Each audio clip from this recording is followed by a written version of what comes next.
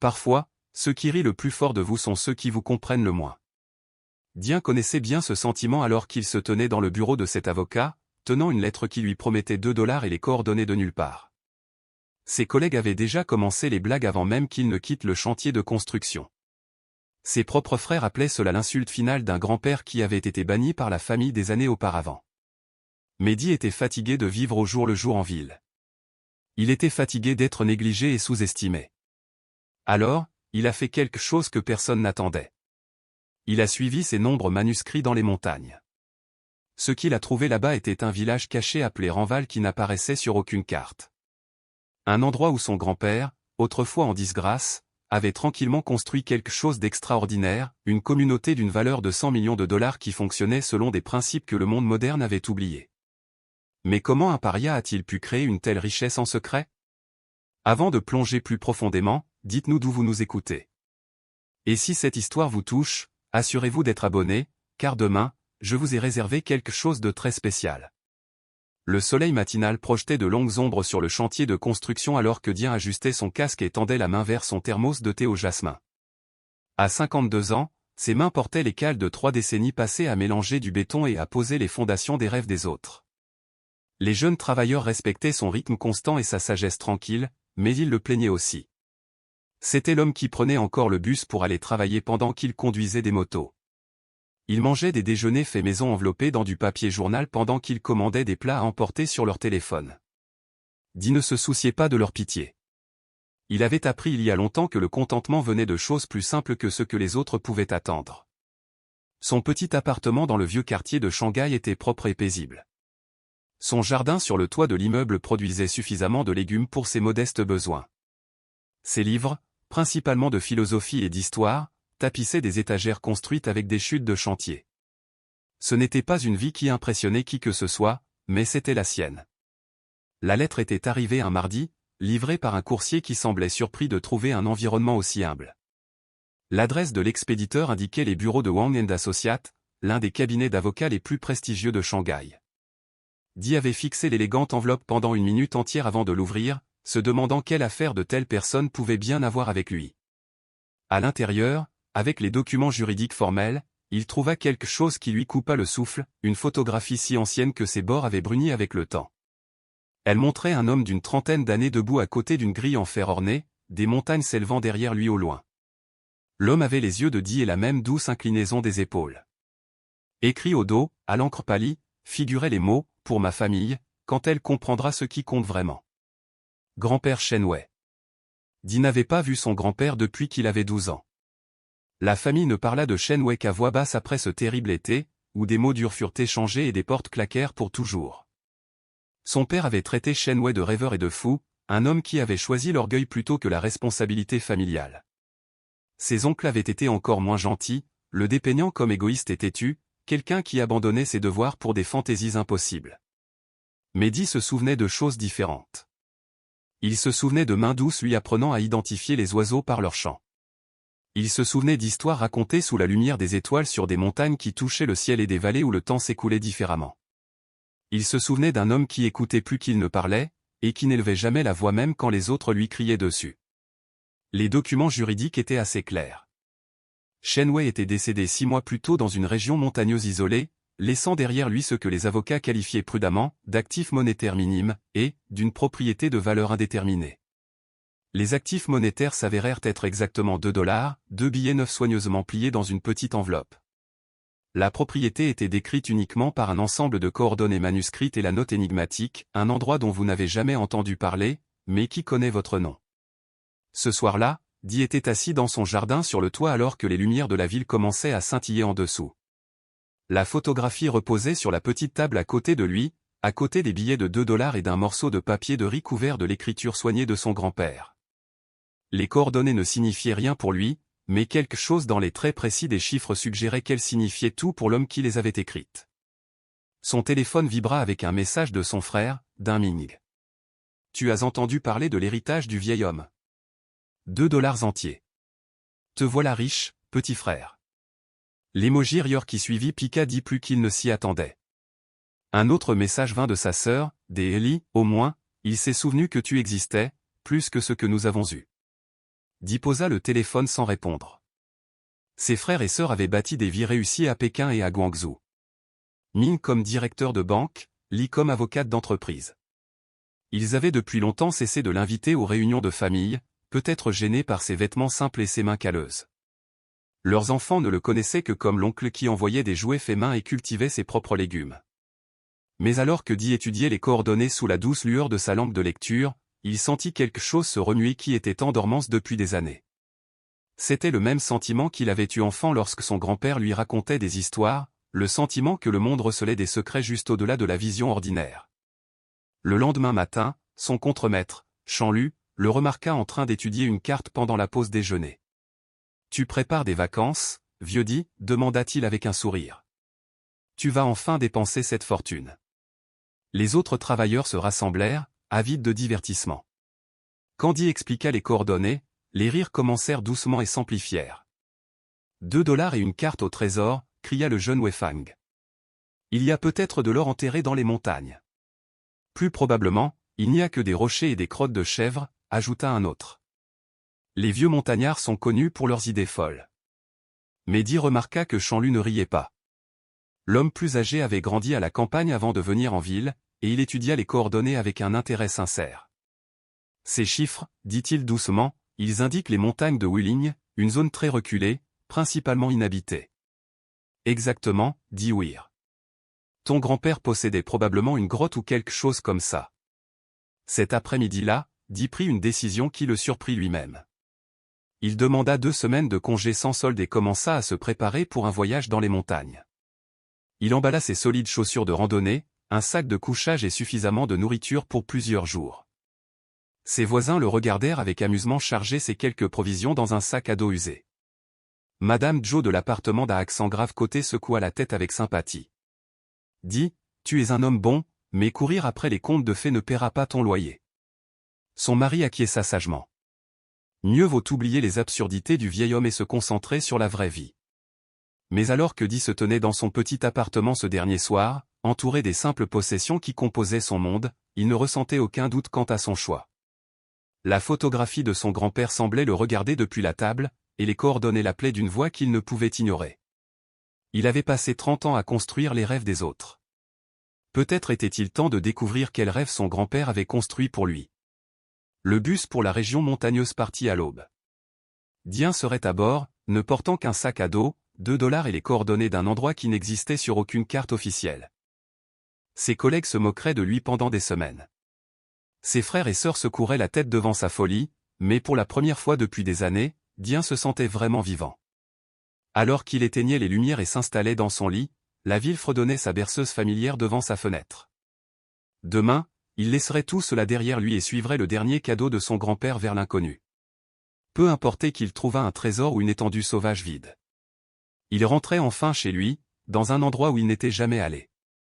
Le bus s'arrêta au bout d'une route de montagne poussiéreuse, et Dien se retrouva seul près d'un poteau indicateur usé qui pointait vers des villages dont il n'avait jamais entendu parler.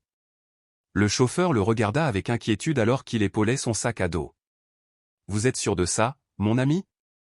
Il n'y a que la nature sauvage sur ces sentiers. Pas de réseau de téléphone portable non plus ?» Di acquiesça, sortant le morceau de papier de riz avec l'écriture soignée de son grand-père. La carte dessinée à la main semblait ancienne, ses bords doux avec l'âge, l'encre fanée mais toujours lisible. Des symboles étranges marquaient divers points de repère, un arbre tordu, un pont de pierre, une cascade qui semblait tomber vers le haut plutôt que vers le bas. En bas, dans l'écriture distinctive de son grand-père, il y avait les mots « Quand le chemin semble perdu, fais confiance à ton cœur pour trouver la voie ». Les coordonnées le menèrent sur un sentier qui commença bien entretenu, mais devint progressivement peu plus que des sentiers de cerfs serpentant à travers une forêt dense. Son appareil GPS avait cessé de fonctionner 1 heure après le début de la randonnée, le signal étant apparemment bloqué par les sommets imposants qui l'entouraient comme des géants endormis. Dans l'après-midi, le sentier avait entièrement disparu. Di consulta la carte en papier de riz à plusieurs reprises, essayant de faire correspondre les points de repère dessinés à la main au terrain autour de lui. L'arbre tordu était là, ancien et noueux, ses branches s'élevant vers le ciel comme des doigts arthritiques. Le pont de pierre enjambant un ruisseau impétueux était exactement tel que dessiné, couvert de mousse et intemporel. Mais c'est le 3e point de repère qui l'arrêta net. La cascade que son grand-père avait esquissée semblait en effet couler vers le haut, une illusion d'optique créée par la brume s'élevant du bassin en contrebas, tandis que l'eau réelle dévalait derrière elle. Dee se tint hypnotisé, comprenant pour la première fois que son grand-père avait parcouru ce chemin exact et vu ces mêmes merveilles. La dernière section de la carte montrait une série de lacets menant une pente raide, suivie de ce qui semblait être un passage à travers la roche solide. Dee grimpa régulièrement alors que le soleil de l'après-midi descendait, projetant de longues ombres entre les pins. Ses jambes lui faisaient mal, mais quelque chose de plus profond que l'épuisement physique le poussait en avant. Le passage à travers la roche s'avéra être un défilé étroit entre deux parois rocheuses, si serré qu'il dut se mettre de côté pour se faufiler. D'anciens caractères étaient gravés dans les parois de pierre, usées par des siècles d'intempéries, mais encore faiblement visibles. Lorsqu'il émergea du passage, le sol sous ses pieds passa de terre rocailleuse à des dalles soigneusement posées. Et puis il le vit. La vallée s'ouvrit devant lui comme un secret chuchoté par les montagnes elles-mêmes. Des jardins en terrasse descendaient les collines en une perfection géométrique, chaque niveau étant relié par des marches de pierre polies par d'innombrables pas. Des maisons traditionnelles aux toits incurvés parsemaient le paysage, leurs murs en bois patinaient d'un gris chaud qui semblait rayonner dans la lumière dorée. De la fumée s'échappait paisiblement de plusieurs cheminées, et il pouvait entendre le rire lointain d'enfants. Un panneau se tenait à l'entrée de la vallée, sculpté dans un seul bloc de granit, Ranval, où les perdus trouvent leur foyer. Les mains de Dee tremblèrent en lisant les mots. Cet endroit n'était sur aucune carte, n'était relié à aucune route que les véhicules modernes pouvaient emprunter. Pourtant, il était là, florissant dans l'isolement, exactement comme les coordonnées de son grand-père l'avaient promis. Un homme âgé s'approcha de lui le long du chemin d'allée, se déplaçant avec la démarche tranquille de quelqu'un qui n'avait jamais connu le rythme effréné de la ville. Il portait des vêtements simples en tissu non teint et tenait une canne sculptée de motifs complexes. Son visage était profondément ridé, mais il avait le genre de paix que Dee n'avait vu chez très peu de personnes. « Vous devez être le petit-fils de Shen Wei, dit simplement l'homme. Nous vous attendions. » La voix de Dee s'étrangla. « Vous connaissiez mon grand-père ? Je suis Maître Lou, l'ancien du village. Votre grand-père était plus que connu ici. Il était notre fondateur, notre protecteur, notre plus cher ami. Nous avons pleuré son départ et célébré votre venue dans une égale mesure. » Les yeux du vieil homme se plissèrent de chaleur. Il parlait souvent de vous dans ces dernières années, Dien a le cœur pour cet endroit, disait-il.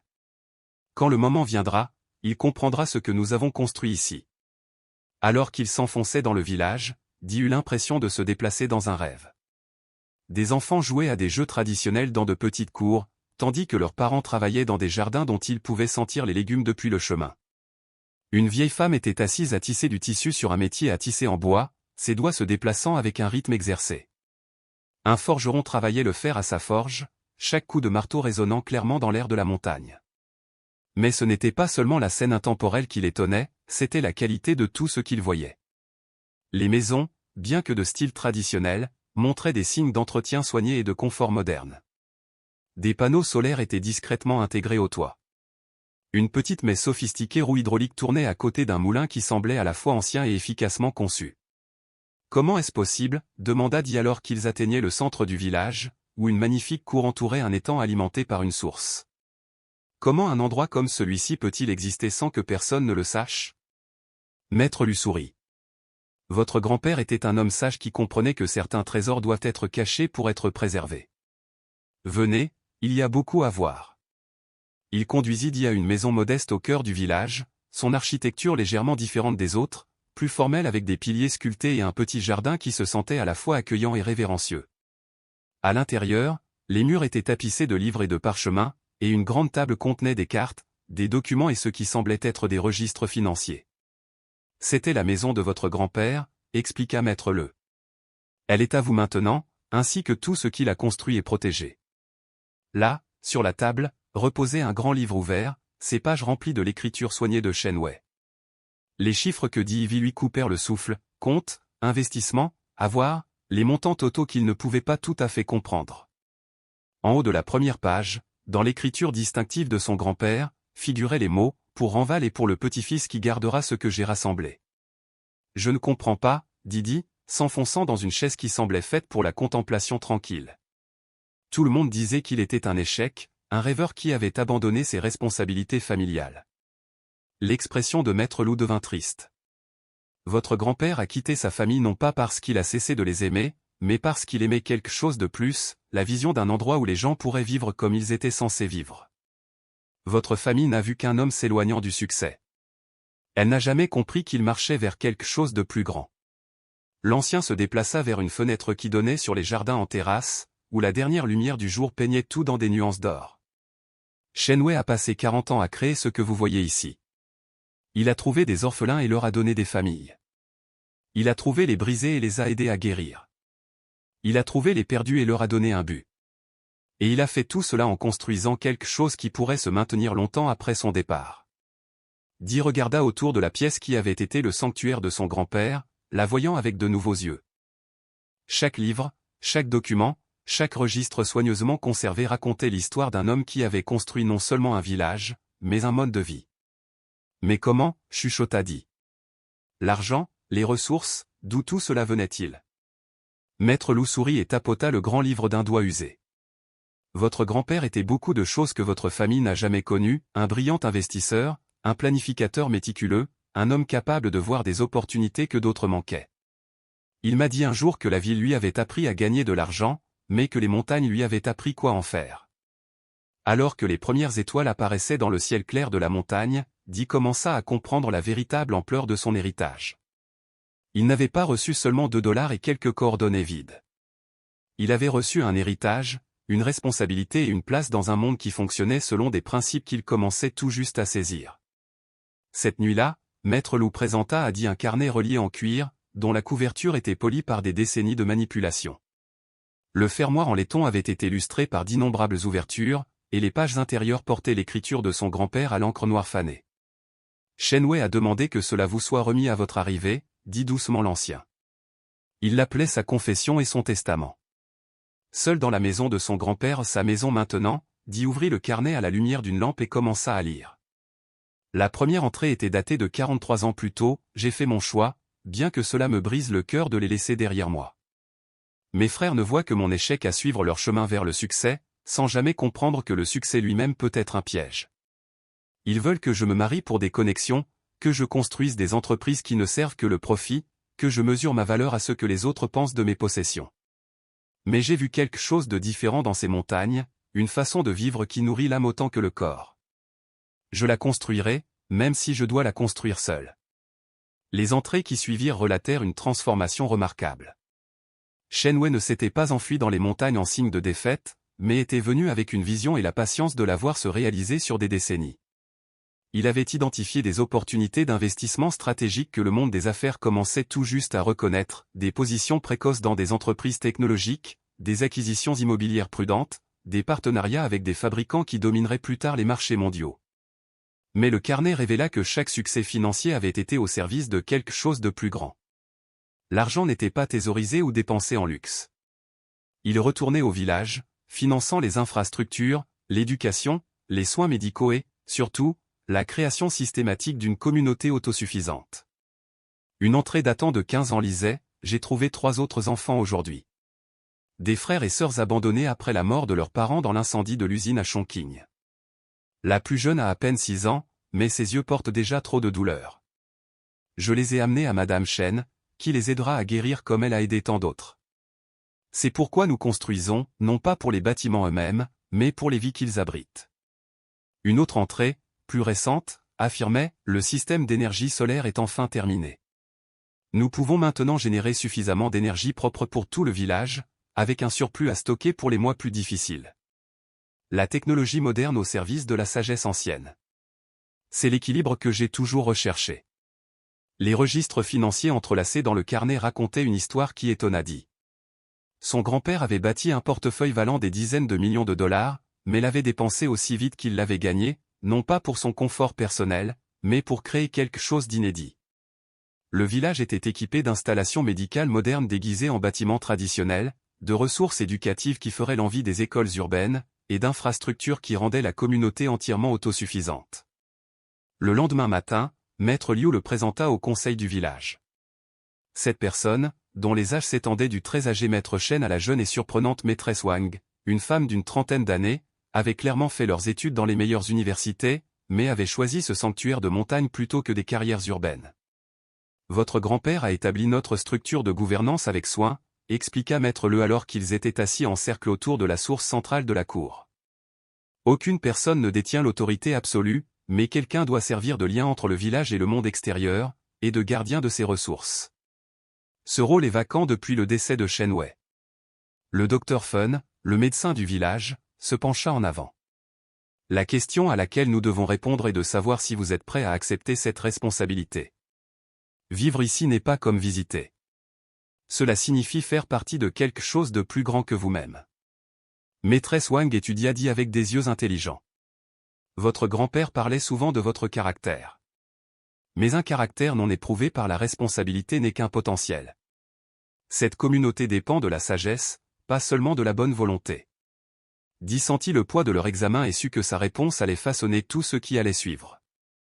J'ai passé 30 ans à construire les rêves des autres en ville, dit-il finalement. Je ne suis pas sûr de savoir comment construire quelque chose de moi-même, mais je suis prêt à apprendre ce que mon grand-père voulait m'enseigner. Maître Shen, l'artisan du village, dont les mains portaient les marques de décennies de travail du bois et de la pierre, hocha lentement la tête. Apprendre est le début de la sagesse. Votre grand-père disait que vous aviez l'humilité nécessaire pour assumer ce rôle. Au cours des jours suivants, ils lui montrèrent toute l'étendue de ce que Shen Wei avait créé. L'école du village éduquait 32 enfants issus de familles locales et d'orphelins qui y avaient été amenés au fil des ans. Le programme équilibrait les connaissances traditionnelles et l'apprentissage moderne. Les enfants capables d'identifier les herbes médicinales à vue pouvaient également naviguer sur des ordinateurs avec une compétence impressionnante. La clinique médicale, dirigée par le docteur Fun, servait non seulement le village mais aussi les communautés montagnardes environnantes qui n'avaient pas d'autre accès aux soins de santé. Des équipements de diagnostic sophistiqués étaient logés dans des bâtiments qui semblaient vieux de plusieurs siècles de l'extérieur. Les ateliers produisaient des objets artisanaux et des marchandises qui étaient vendus via des réseaux soigneusement entretenus dans des villes lointaines. Les bénéfices retournaient au développement de la communauté, créant un modèle économique durable qui ne nécessitait aucune dépendance extérieure. Mais à mesure que Di en apprenait davantage sur le fonctionnement du village, il sentait aussi des tensions sous-jacentes. Tous n'accueillaient pas son arrivée avec enthousiasme. Certains jeunes adultes, en particulier ceux qui avaient été élevés ici depuis l'enfance, se demandaient si un étranger pouvait vraiment comprendre leur mode de vie. Il n'a jamais vécu ici, entendit-il un jeune homme dire à ses compagnons. Il n'a jamais partagé nos épreuves ni contribué à notre croissance. Quel droit le sang seul lui donne-t-il d'hériter de ce que nous avons tous construit ensemble? Les préoccupations n'étaient pas sans fondement, et Di sentait le poids de devoir faire ses preuves auprès de personnes qui avaient gagné leur place grâce à des années d'engagement. Le journal de son grand-père avait clairement indiqué que le leadership ici n'était pas hérité automatiquement. Il devait être démontré par le service et la sagesse. Un après-midi, alors qu'il aidait Maître Shen à réparer une roue hydraulique qui alimentait le moulin à grains du village, Di demanda directement, « Pensez-vous que je peux vraiment faire cela? Prendre la place de mon grand-père » Les mains du vieil artisan ne cessèrent pas de bouger alors qu'il mettait en place un nouveau roulement. « Shen Wei n'a jamais pris la place de personne, dit-il doucement. Il a créé la sienne. La question n'est pas de savoir si vous pouvez le remplacer. C'est de savoir si vous pouvez trouver votre propre façon de servir ce qu'il a bâti. » Ce soir-là, seul à nouveau avec le carnet de son grand-père, Di trouva une entrée qui semblait parler directement à ses doutes. Le plus difficile n'est pas de construire quelque chose de nouveau. C'est de maintenir quelque chose de bon. Chaque génération doit choisir de préserver ce qui compte ou de le laisser s'échapper par négligence ou par ambition égoïste. Je prie pour que Dien ait à la fois la force et la sagesse de choisir la préservation, même lorsque le chemin le plus facile serait de s'éloigner. Alors qu'il fermait le carnet et se préparait à dormir, Di réalisa qu'il faisait face à la décision la plus importante de sa vie. Il pouvait retourner à Shanghai, à son simple appartement et à son travail de construction, ne rapportant qu'une histoire incroyable. Le village survivrait sans lui, ils avaient prouvé leur résilience pendant des décennies. Mais il pouvait aussi rester et apprendre à devenir le gardien que son grand-père avait envisagé. La responsabilité lui semblait énorme, mais pour la première fois depuis des années, il sentit aussi l'éveil d'un véritable but. Dehors, le village s'installait dans son rythme nocturne. Les rires des enfants résonnaient des cours. Les adultes se rassemblaient pour des conversations du soir, et les montagnes veillaient sur tout comme d'anciens sentinelles. Quelle que soit sa décision, Di savait que sa vie ne serait plus jamais la même. L'ancien seau de pierre reposait dans une boîte en bois sculptée dans un seul morceau de bois de santal, sa surface polie par des générations de manipulations respectueuses. Maître Loup le tenait avec soin alors qu'il en expliquait la signification à la lumière matinale de la cour principale du village. Ce sceau a marqué le leadership de Ranval depuis que les premières familles se sont installées ici il y a plus de 2 siècles, dit-il, tournant la pierre pour que Guy puisse voir les caractères complexes gravés à sa base. Votre grand-père l'a porté pendant 43 ans, mais il n'a jamais été vraiment le sien. Il appartient au village lui-même et à celui que le village choisit pour les guider. Le sceau était plus petit que Guy ne l'avait imaginé, de la taille de sa paume environ, sculpté dans une pierre vert foncé qui semblait absorber et refléter la lumière à parts égales. Les caractères étaient complexes, leur signification stratifiée d'histoire et de tradition. Alors que Guy le tenait, il ressentit le poids des siècles de décision, des leaders qui avaient guidé cette communauté à travers des défis qu'il pouvait à peine imaginer. La cérémonie officielle ? Nous attendrons que vous ayez eu le temps de comprendre pleinement ce que vous acceptez, continua Maître Le. Mais aujourd'hui, vous devriez rencontrer chacune des familles individuellement. Elles ont besoin de vous connaître non pas comme le petit-fils de Shen Wei, mais comme vous-même. Les visites commencèrent par la famille Zhou, dont les 3 enfants figuraient parmi les plus brillants de l'école de la maîtresse Wang. Madame Zhou avait été l'une des premières orphelines que Shen Wei avait amenées au village, secourue des rues de Guangzhou alors qu'elle avait à peine 10 ans. Maintenant âgée de 45 ans, elle servait de coordinatrice de l'agriculture et de l'agriculture durable du village. Votre grand-père m'a sauvé la vie, dit-elle a dit alors qu'il traversait les jardins en terrasse, où des dizaines de variétés de légumes poussaient en rotation soignée. Mais plus que cela, il m'a donné la chance de sauver d'autres vies à mon tour.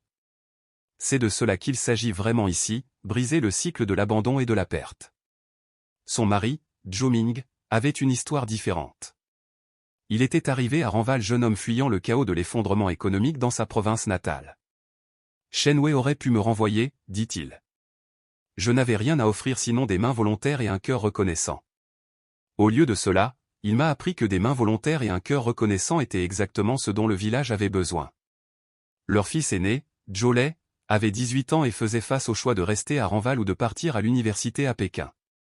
J'aime cet endroit, dit-il a dit, avec la sincérité de la jeunesse aux prises avec des décisions difficiles, mais je veux aussi voir ce que le monde au-delà des montagnes a à offrir. Votre grand-père a toujours dit que les gens devaient choisir leur chemin librement, ne pas y être piégés. La conversation avec la famille Shen sans lien de parenté avec son grand-père, malgré le nom de famille partagé, révéla différentes perspectives sur l'avenir du village. Maître Shen, l'artisan, était né à Ranval et n'avait jamais vécu ailleurs. Son expertise en technique de construction traditionnelle avait été cruciale pour maintenir l'intégrité architecturale du village. Le changement arrive, que nous l'invitions ou non, dit-il alors qu'il regardait ses apprentis ajuster avec soin des joints de bois qui tiendraient pendant des siècles. La question est de savoir si nous guidons ce changement ou si nous le laissons nous contrôler. Votre grand-père l'a compris. Il a apporté des commodités modernes mais ne les a jamais laissés submerger nos valeurs fondamentales. Sa fille Sham était récemment revenue de ses études en génie environnemental à Shanghai. Le monde extérieur a tant à offrir, dit-elle, mais aussi tant à détruire. Nous avons besoin d'un leadership capable de nous aider à prendre ce qui est précieux de la vie moderne tout en protégeant ce qui nous rend uniques. La visite la plus difficile fut celle de la famille Wu, dont le patriarche avait été l'un des premiers collaborateurs de Shen Wei dans l'établissement des fondations économiques du village. Wu Gang avait maintenant la soixantaine, mais son esprit restait vif et ses opinions étaient exprimées avec force. Le respect pour votre grand-père ne s'étend pas automatiquement à vous, dit-il sans détour alors qu'ils étaient assis dans son jardin où des herbes médicinales poussaient en rangées ordonnées. Shen Wei a gagné sa place par le sacrifice et la vision. Qu'avez-vous sacrifié? Quelle vision apportez-vous? Di se retrouva sans réponse facile. Je n'ai pas de grande vision, admit-il. J'essaie encore de comprendre ce que mon grand-père a construit ici. Mais je comprends le travail acharné, et je comprends la loyauté envers quelque chose de plus grand que moi-même. Les yeux de Wu Gang s'adoucirent légèrement. L'honnêteté est plus rare que la vision et souvent plus précieuse. La plus grande force de votre grand-père était sa capacité à écouter avant de parler, à observer avant d'agir. Peut-être partagez-vous ce trait. La plus jeune famille du village présentait des défis différents. Li Jun et son épouse n'étaient arrivés que 3 ans auparavant, réfugiés d'une ville industrielle où la pollution avait rendu la vie insupportable à leur fille, souffrant d'un asthme sévère. Dans l'air pur de la montagne de Ranval, elle avait prospéré, mais ils luttaient toujours avec le sentiment d'être des étrangers. Nous sommes reconnaissants au-delà des mots pour ce que cet endroit nous a donné, dit Lijun, mais nous nous inquiétons aussi de savoir si nous y appartenons vraiment, si nos origines urbaines nous rendent mal adaptés à la vie villageoise. Dit reconnu quelque chose de lui-même dans leur incertitude. Je me pose la même question à mon sujet, confia-t-il. Peut-être que l'appartenance ne dépend pas d'où l'on vient, mais de ce que l'on est prêt à apporter à l'avenir. Ce soir-là, la maîtresse Wang invita Di à observer le programme du soir de l'école du village, où les adultes se rassemblaient pour partager leurs connaissances et poursuivre leur éducation. La session de cette nuit-là portait sur la gestion durable de l'eau, dirigée par le Dr Fun, qui avait étudié l'hydrologie avant de choisir la médecine. En regardant les adultes agriculteurs, artisans, parents s'engager sérieusement dans des concepts techniques complexes, Di commença à comprendre une autre strate de la vision de son grand-père. Ce n'était pas seulement un refuge du monde moderne, mais une intégration soigneuse de la sagesse ancienne et des connaissances contemporaines. L'éducation ici ne s'arrête jamais, expliqua la maîtresse Wang alors qu'il traversait le bâtiment de l'école après la session. Votre grand-père croyait qu'une communauté ne pouvait rester vitale que si ses membres continuaient de grandir intellectuellement et personnellement tout au long de leur vie. L'école elle-même était une merveille de conception réfléchie. L'architecture traditionnelle abritait des outils d'apprentissage modernes, des ordinateurs alimentés par l'énergie solaire, une bibliothèque combinant textes classiques et recherches contemporaines, des laboratoires équipés pour les expériences scientifiques et l'enseignement des métiers traditionnels. Nous avons des étudiants acceptés dans les meilleures universités chaque année, continua la maîtresse Wang. Mais nous leur enseignons aussi que la réussite scolaire n'est pas la seule mesure d'une vie significative. Certains de nos plus brillants choisissent de rester ici et de contribuer au développement du village. En atteignant les quartiers des enseignants, elle se tourna pour lui faire face directement. Je dois vous dire que j'étais initialement opposé à votre héritage de leadership, dit-elle franchement. Je croyais que le village devrait choisir son propre leader parmi ceux qui avaient fait leurs preuves au cours d'années de service. Di apprécia son honnêteté. Qu'est-ce qui vous a fait changer d'avis? Rien n'a encore changé d'avis, répondit-elle avec un léger sourire. Mais je suis prête à vous donner la chance de me prouver le contraire. Le jugement de votre grand-père était généralement juste, même lorsqu'il semblait discutable au début. En rentrant chez son grand-père sous un ciel constellé d'étoiles, visible seulement dans des endroits éloignés des lumières de la ville, Di réfléchit aux conversations de la journée. Chaque famille avait partagé son histoire, sa perspective sur l'avenir du village et ses préoccupations quant à son rôle. L'ancien seau de pierre attendait sur sa table, sa surface sculptée semblant contenir des secrets accumulés au fil des siècles. Di le souleva avec précaution, ressentant à nouveau le poids de l'histoire et de la responsabilité qu'il représentait. Dans le journal de son grand-père, il trouva une entrée qui semblait pertinente pour sa situation actuelle. Le sceau n'est pas un symbole d'autorité sur les autres, mais de responsabilité envers les autres. Le chef sert la communauté, et non l'inverse. Chaque décision doit être pesée en fonction de la question « Comment ce choix affectera-t-il les enfants non encore nés qui hériteront de ce que nous construisons aujourd'hui ?» Alors qu'il se préparait à dormir, Di réalisa que son apprentissage du leadership avait vraiment commencé. Le village lui donnait le temps d'apprendre, mais le temps n'était pas illimité. Bientôt, il affronterait des épreuves qui détermineraient s'il méritait la confiance que son grand-père avait placée en lui. Dehors, la nuit montagnarde enveloppait Ranval comme une étreinte protectrice, et au loin, il pouvait entendre le bruit de la roue hydraulique tournant régulièrement, comme elle l'avait fait pendant des décennies, constante, fiable, servant les besoins de la communauté sans faste ni reconnaissance. Les documents d'enquête d'entreprise gisaient éparpillés sur le bureau de son grand-père comme les pièces d'un puzzle menaçant. Maître Loup les avait apportés ce matin-là, le visage grave d'inquiétude. Un randonneur perdu les avait fait tomber en fuyant à travers le village 2 jours plus tôt, trop paniqué par sa découverte inattendue de Ranval pour remarquer les papiers tombant de son sac à dos. Société de développement unifié, lui dit à voix haute, étudiant l'entête avec une alarme croissante.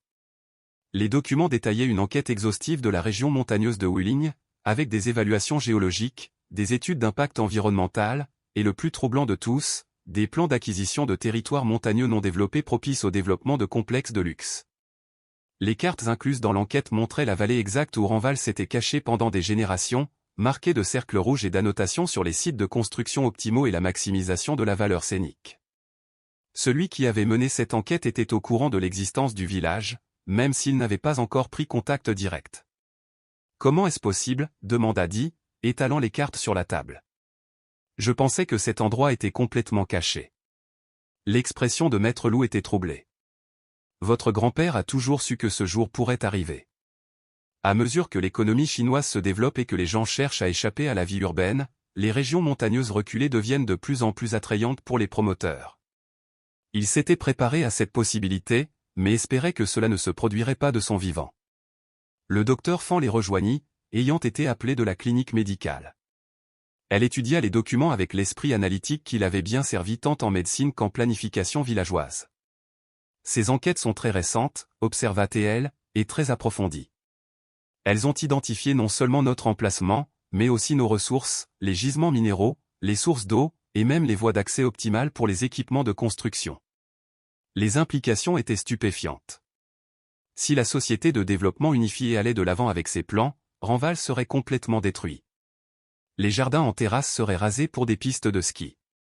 Les maisons traditionnelles démolies pour des hôtels de luxe. La communauté que Shen Wei avait passé 40 ans à entretenir serait dispersée aux quatre vents. Nous devons comprendre à qui nous avons affaire, dit, sentant les premiers frissons de l'instinct protecteur dont son grand-père avait parlé dans son journal. Ce ne sont pas des promoteurs au hasard. Ils ont de sérieuses ressources et des connexions politiques. La maîtresse Wang arriva avec d'autres nouvelles troublantes. J'ai fait des recherches sur la société de développement unifiée en ligne, rapporta TL, son ordinateur portable affichant des informations corporatives qui rendaient leur situation encore plus critique. Ils sont spécialisés dans la transformation de zones rurales sous-utilisées en destinations touristiques haut de gamme. Ils ont réussi cela dans cette autre province, toujours avec le soutien total du gouvernement.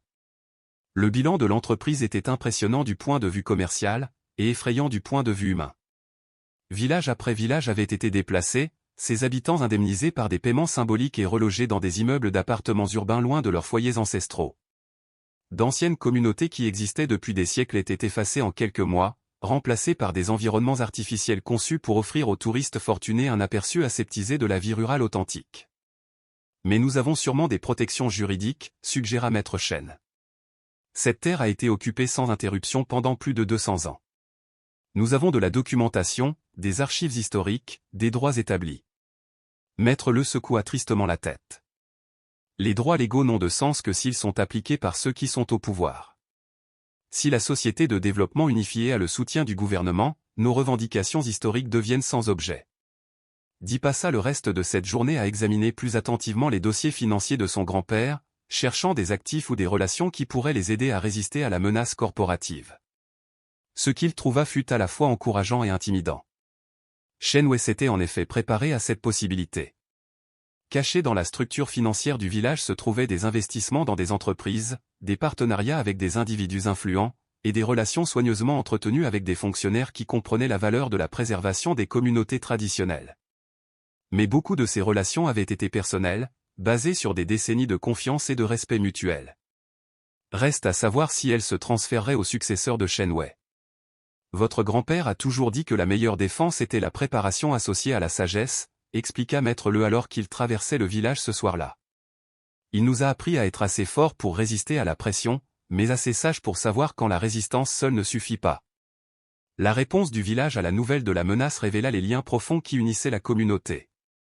Sans qu'on le leur demande, les familles commencèrent à organiser des préparatifs de défense. Maître Chen et ses apprentis commencèrent à documenter chaque bâtiment, chaque technique traditionnelle, chaque pièce du patrimoine culturel qui serait perdue si les promoteurs réussissaient. Le docteur Fan compila des dossiers médicaux montrant les améliorations spectaculaires de la santé des habitants qui avaient déménagé à Renval depuis des zones urbaines polluées. La maîtresse Wang organisa les étudiants plus âgés pour créer un enregistrement vidéo complet de la vie quotidienne au village, non pas comme une attraction touristique, mais comme un témoignage de la valeur de ce qu'ils se battaient pour préserver. Mais c'est Wu Gang, l'ancien qui avait contesté dit le plus directement, qui apporta la perspicacité la plus cruciale. Votre grand-père m'a dit un jour que les plus grandes menaces pour des lieux comme celui-ci ne viennent pas d'ennemis qui attaquent ouvertement, mais d'amis qui prétendent t'aider tout en faisant avancer leurs propres intérêts, dit-il alors qu'ils étaient assis dans son jardin pendant que le soleil se couchait derrière les sommets. Que voulez-vous dire?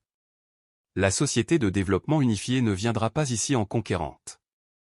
Elle viendra en offrant un partenariat, promettant de préserver notre caractère authentique tout en offrant des commodités modernes et des opportunités économiques. Elle fera en sorte que la coopération semble non seulement bénéfique, mais inévitable. Les paroles du vieil homme s'avérèrent prophétiques. 2 jours plus tard, une délégation arriva au village, dirigée par une femme en tailleur coûteux qui parlait avec la confiance polie de quelqu'un habitué à obtenir ce qu'il voulait. « Je suis la directrice Zhang de la Société de développement unifié », annonça-t-elle au conseil du village réuni à la hâte. « Nous sommes ici pour discuter d'une opportunité passionnante de bénéfices mutuels et de développement durable. » Sa présentation était magistralement conçue. La société voulait s'associer à Renval, pas le détruire. Il préserverait l'architecture traditionnelle du village tout en ajoutant des installations modernes de bon goût. Les habitants bénéficieraient d'opportunités d'emploi, d'infrastructures améliorées et de liens avec l'économie plus large. La culture unique du village serait célébrée et partagée avec des visiteurs du monde entier.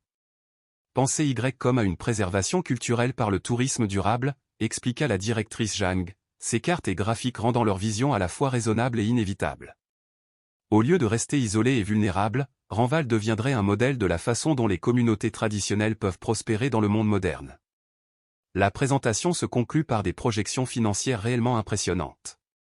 Chaque famille du village recevrait une compensation pour ses droits de propriété, plus des revenus continus provenant des activités touristiques. L'ensemble du paquet rendrait tous les habitants de Renval substantiellement plus riches qu'ils ne l'avaient jamais été. Mehdi remarqua ce que la présentation ne mentionnait pas. Il n'y avait aucune discussion sur qui contrôlerait les décisions concernant le développement futur du village. Aucune garantie que les pratiques traditionnelles seraient maintenues si elles entraient en conflit avec les attentes des touristes. Aucune protection pour les habitants qui ne voulaient pas participer à l'économie touristique. Plus révélateur encore, il n'y avait aucune mention des actifs existants du village, les investissements que Shenwei avait bâtis, les systèmes autosuffisants qui fournissaient déjà tout ce dont la communauté avait besoin, l'équilibre délicat entre tradition et modernité qui avait mis des décennies à se réaliser. « Nous aurons besoin de temps pour examiner votre proposition, dit prudemment lorsque la directrice Zhang eut terminé sa présentation. Son sourire resta parfaitement professionnel, mais quelque chose de froid vacilla dans ses yeux. Bien sûr, bien que je doive mentionner que les opportunités de développement comme celle-ci ne restent pas disponibles indéfiniment. Les conditions du marché changent. Les priorités gouvernementales évoluent. Il serait regrettable que Renval rate cette chance d'assurer son avenir. » Après le départ de la délégation, le conseil du village se réunit en session d'urgence. Le débat fut intense, avec des arguments valables de part et d'autre. Certains habitants, en particulier les plus jeunes, étaient réellement enthousiasmés par les opportunités économiques que le développement promettait. D'autres craignaient qu'accepter un partenariat conduise inévitablement à la transformation complète de tout ce qu'ils valorisaient. Votre grand-père a été confronté à des choix similaires tout au long de sa vie, dit Maître Lu a dit alors que la réunion se prolongeait tard dans la nuit. À chaque fois, il a dû équilibrer le bien-être de la communauté et la pression de compromettre son caractère fondamental. Alors que d'y écouter les discussions passionnées autour de lui, il réalisa que son apprentissage du leadership s'achevait brusquement. Le village avait besoin de décision, pas de préparation. Le seau de pierre qui avait patiemment attendu sur sa table devrait bientôt être utilisé, marquant des choix qui détermineraient le destin de Renval pour les générations à venir. La menace corporative l'avait forcé à affronter une question fondamentale, était-il prêt à se battre pour quelque chose qu'il était encore en train d'apprendre à comprendre? Le journal de son grand-père contenait peut-être de la sagesse, mais il ne pouvait pas prendre les décisions qui définiraient son propre héritage. Les mains de Di tremblaient alors qu'il découvrait le compartiment secret dans la canne de son grand-père. La canne n'avait semblé être rien de plus qu'une pièce d'érable de montagne bien travaillée, polie par des décennies d'usage. Mais quand il pressa une gravure à peine visible près du manche, une section de la tige glissa pour révéler un espace creux contenant des documents roulés scellés dans un matériau imperméable. Le premier document était un acte de propriété datant de la dynastie Qing, établissant l'arrière-grand-père de Shenwei comme l'acheteur original de toute la vallée. Le langage juridique était archaïque mais indubitablement clair. La terre avait été achetée, non concédée, ce qui en faisait une propriété privée avec des droits qui primaient sur les programmes de redistribution ultérieurs. Mais c'est le deuxième document qui coupa le souffle de Di. Son grand-père avait discrètement enregistré Renval comme site de préservation historique auprès du Conseil d'État, une désignation qui nécessitait une documentation approfondie et des connexions politiques pour être obtenue. Le village était légalement protégé par les lois sur le patrimoine culturel, rendant le développement forcé pratiquement impossible. Il ne nous a jamais parlé de ça, dit Maître Lu, émerveillé, en examinant le certificat de préservation. Shenwei nous a protégés et nous a laissé croire que nous étions vulnérables. Le docteur Fun étudia les dates sur les documents. Il a demandé le statut historique il y a 15 ans, à peu près au moment où la pression de développement commençait à monter dans d'autres régions montagneuses. Il a vu cela venir bien avant nous. Mais la découverte la plus surprenante vint d'une enveloppe scellée marquée, pour les yeux de Dien seulement. À l'intérieur se trouvait une lettre écrite de la main soignée de son grand-père, ainsi que les coordonnées de personnes dont Dien n'avait jamais entendu parler, des fonctionnaires, des chefs d'entreprise, des avocats et des universitaires qui devaient apparemment d'importantes faveurs à Shenwei. La lettre commençait ainsi, « Si vous lisez ceci, c'est que le monde extérieur nous a trouvés, et vous devez choisir entre le chemin facile du compromis et le chemin difficile de la résistance. J'ai passé 40 ans à construire non seulement un village, mais un réseau de relations capables de protéger ce que nous avons créé. Ces personnes vous aideront, mais seulement si vous vous montrez digne de leur confiance. » La liste de contacts était remarquable. Un sous-ministre au ministère de la Culture, qui avait grandi dans la pauvreté avant que les premiers investissements de Shenwei ne financent son éducation. Un homme d'affaires éminent dont la première usine avait été sauvée de la faillite par le soutien financier de Shenwei. Un juge de la Cour suprême dont la mère avait été traitée à la clinique de Renval alors qu'aucun autre établissement médical n'aurait accepté une patiente trop pauvre pour payer. Chaque nom était accompagné d'une brève note expliquant la nature de la relation de Shenwei avec eux et comment il pourrait être en mesure d'aider. Votre grand-père jouait un jeu beaucoup plus profond que nous tous ne l'avions réalisé, observa la maîtresse Wang alors qu'ils examinaient le réseau de contacts. Il ne se cachait pas du monde. Il se positionnait en son sein. Mais même alors qu'il célébrait cette découverte, de nouvelles pressions surgirent. Le frère de Di, Ming, arriva inopinément, ayant d'une manière ou d'une autre appris l'intérêt des entreprises pour la propriété montagnarde. Son costume coûteux et ses chaussures polies semblaient absurdement déplacés sur le fond rustique du village. « Petit frère, tu es tombé sur quelque chose d'important ici, » dit Ming, son ton mélangeant une inquiétude familière avec une avidité à peine dissimulée. « Mais tu es dépassé. Laisse-moi t'aider à négocier avec ses promoteurs. » Derrière Ming vint leur sœur Li, également bien habillée et tout aussi déterminée. « Dis, nous sommes de la famille, » dit-elle avec le ton persuasif qui avait fait son succès en droit des affaires. « Nous devrions prendre ces décisions ensemble. L'héritage nous appartient à tous, pas seulement à toi. » Di sentit la vieille pression familière d'être traité comme le frère cadet simple d'esprit qui avait besoin des conseils de ses frères et sœurs plus sophistiqués. Mais maintenant, il ressentait aussi quelque chose de nouveau, une colère protectrice au nom de la communauté qu'il avait accueillie. « L'héritage m'a été spécifiquement légué, » répondit-il fermement. « Et ce n'est pas seulement de l'argent et des terres. C'est une responsabilité envers des gens qui ont bâti leur vie ici. » Ming rit avec mépris. « Une responsabilité envers des étrangers ? Cette propriété pourrait valoir des centaines de millions si elle était développée correctement.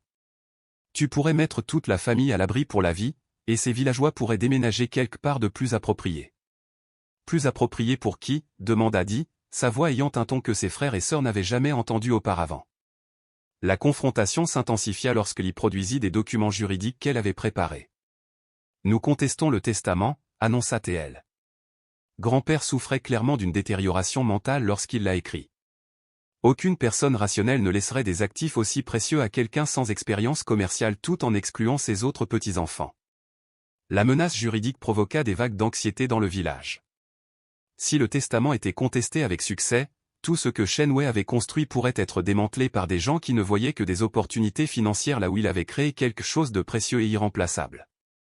Ce soir-là, Di prit sa première décision majeure en tant que leader potentiel du village. Utilisant les coordonnées de la lettre de son grand-père, il appela le sous-ministre Shen au ministère de la Culture. « Le petit-fils de Shenwei » dit chaleureusement le ministre lorsque Di expliqua qui il était. « Votre grand-père était un homme remarquable. Il a financé mon éducation lorsque j'étais un pauvre garçon de village sans perspective. Comment puis-je vous aider ?» Di expliqua la situation, la pression des entreprises, le défi juridique de ses frères et sœurs, la menace pour l'existence continue de Renval. Le ministre écouta attentivement, posant occasionnellement des questions précises qui révélaient sa profonde compréhension des réalités juridiques et politiques. « Votre grand-père a bien choisi son moment pour s'inscrire à la protection historique, » dit finalement le ministre. « Mais la protection n'est forte que si la volonté de l'appliquer l'est aussi.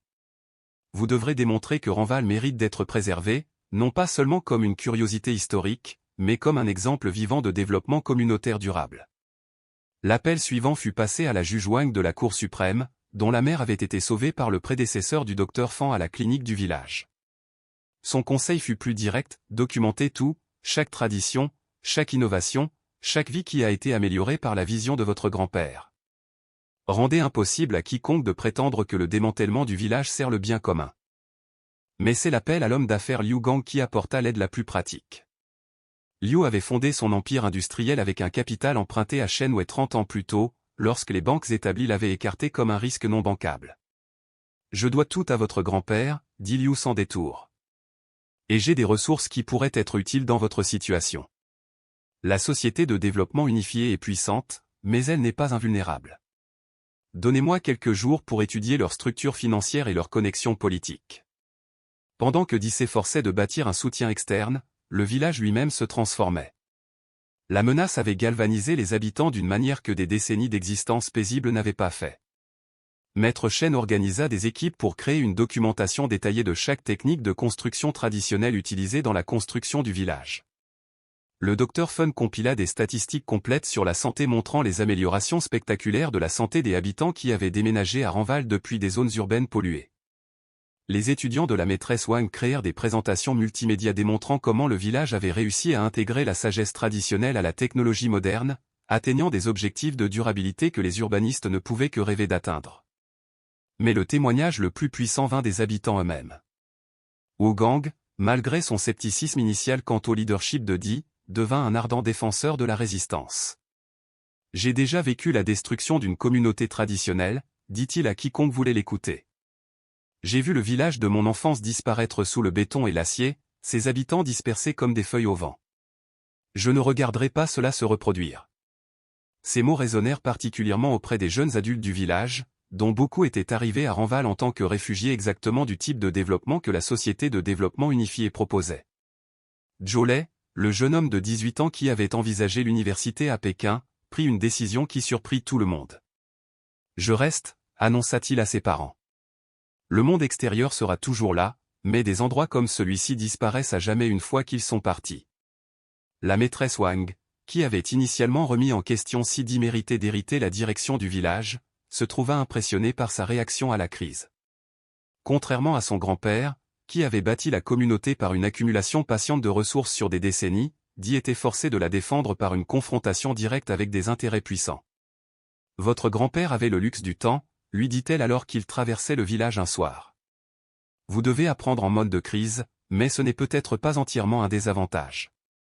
La crise révèle le caractère plus clairement que le confort. » Alors qu'ils atteignaient le centre du village, où l'étang alimenté par une source reflétait les premières étoiles du soir, Di réalisa à quel point les choses avaient changé en seulement quelques semaines. Il était arrivé en héritier incertain de quelque chose qu'il ne comprenait pas. Maintenant, il devenait le défenseur de quelque chose qu'il apprenait à aimer. La canne qui avait révélé les secrets de son grand-père reposait dans sa main, ses compartiments cachés vides maintenant, mais son poids rassurant.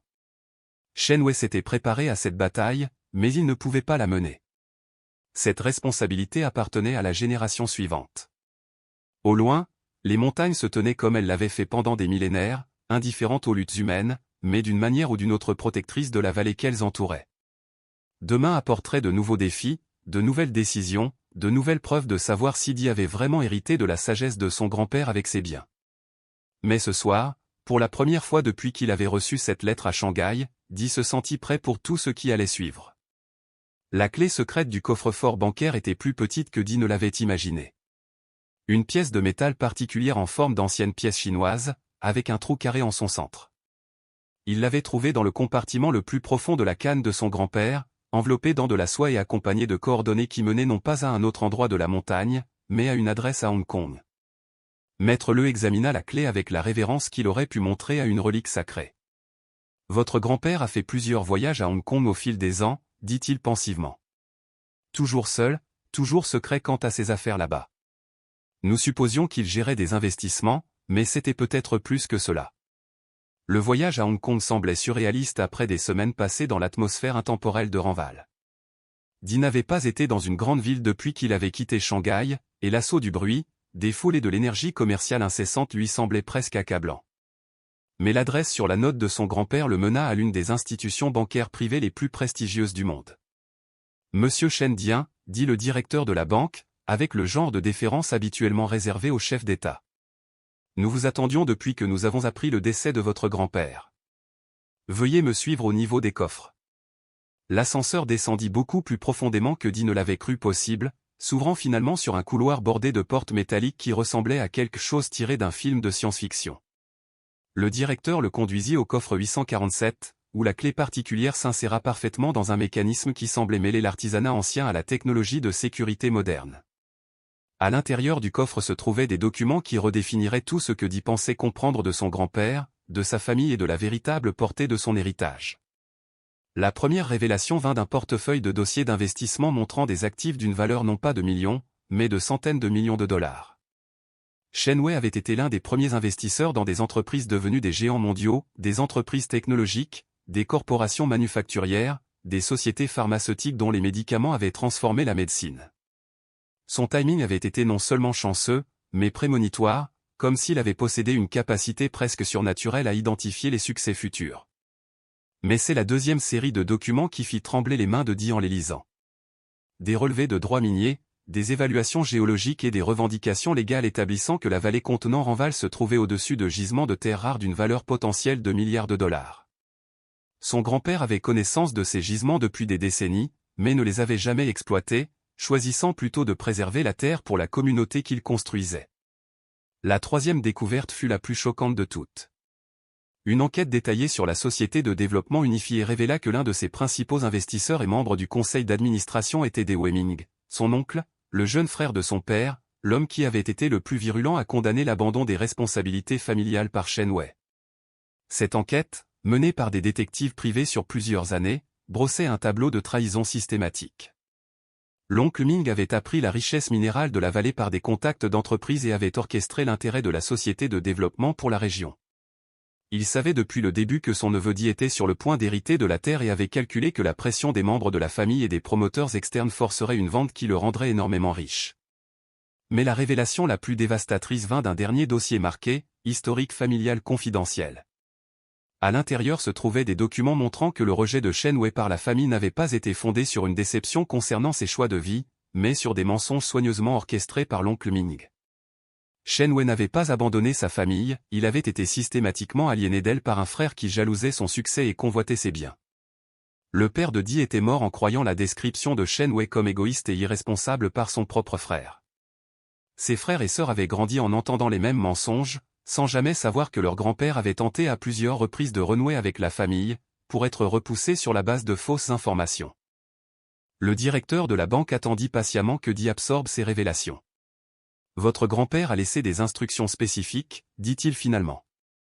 Il espérait que ces documents ne seraient jamais nécessaires, mais s'ils étaient découverts, il voulait que vous compreniez tout le contexte de votre situation. » Une dernière enveloppe contenait une lettre écrite de la main familière de Shen Wei. « Mon cher petit-fils, si vous lisez ceci, c'est que les forces que j'ai passé des décennies à me préparer à résister se sont finalement retournées contre ce que nous avons construit. Votre oncle Ming a toujours cru que la loyauté familiale signifiait subordonner la conscience individuelle à la cupidité collective. Il n'a jamais pu comprendre que j'ai choisi de servir une famille plus grande, une famille liée non par le sang, mais par des valeurs partagées et une attention mutuelle. La richesse minérale sous Renval pourrait rendre notre lignée énormément riche, mais seulement en détruisant tout ce que j'ai créé pour le bénéfice de personnes qui n'avaient nulle part ailleurs où aller. J'ai choisi de laisser cette richesse dans le sol comme des graines attendant que quelqu'un d'assez sage les plante correctement. Vous êtes maintenant confronté au même choix que j'ai affronté toute ma vie d'adulte, servir les intérêts étroits de ceux qui portent votre nom de famille ou servir les intérêts plus larges de ceux qui partagent vos valeurs. Je vous ai donné les ressources pour résister à la pression de la famille et des entreprises, mais je ne peux pas vous donner la sagesse d'utiliser ces ressources correctement. Cela doit venir de votre propre cœur. N'oubliez pas que la vraie richesse n'est pas ce que vous pouvez extraire de la terre, mais ce que vous pouvez construire dessus. Les habitants de Renval ont montré qu'une autre façon de vivre est possible.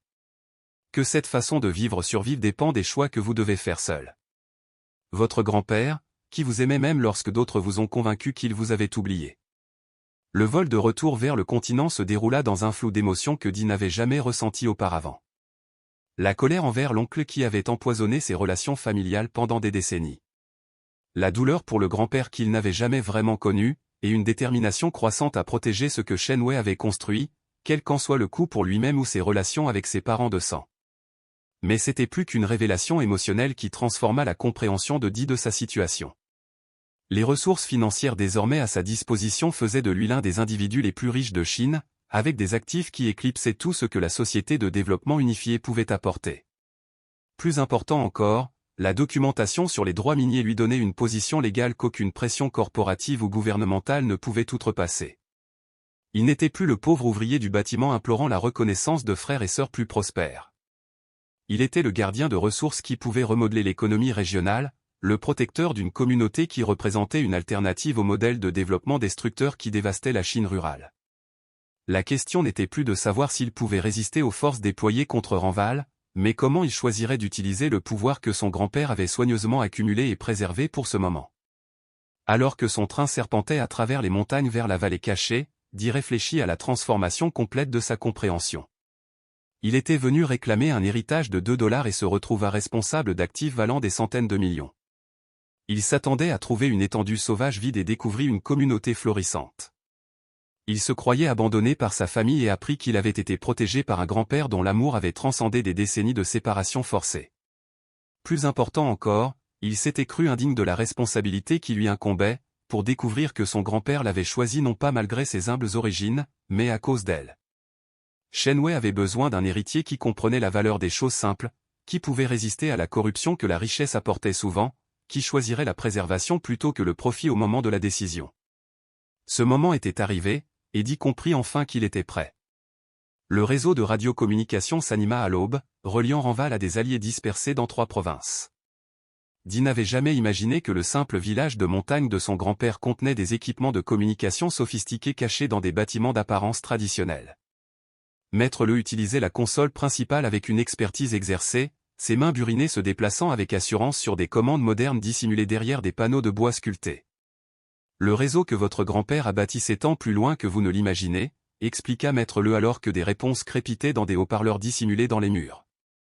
Des groupes environnementaux, des défenseurs des droits autochtones, des fonctionnaires gouvernementaux qui comprennent la valeur de la préservation culturelle, tous attendaient de nos nouvelles.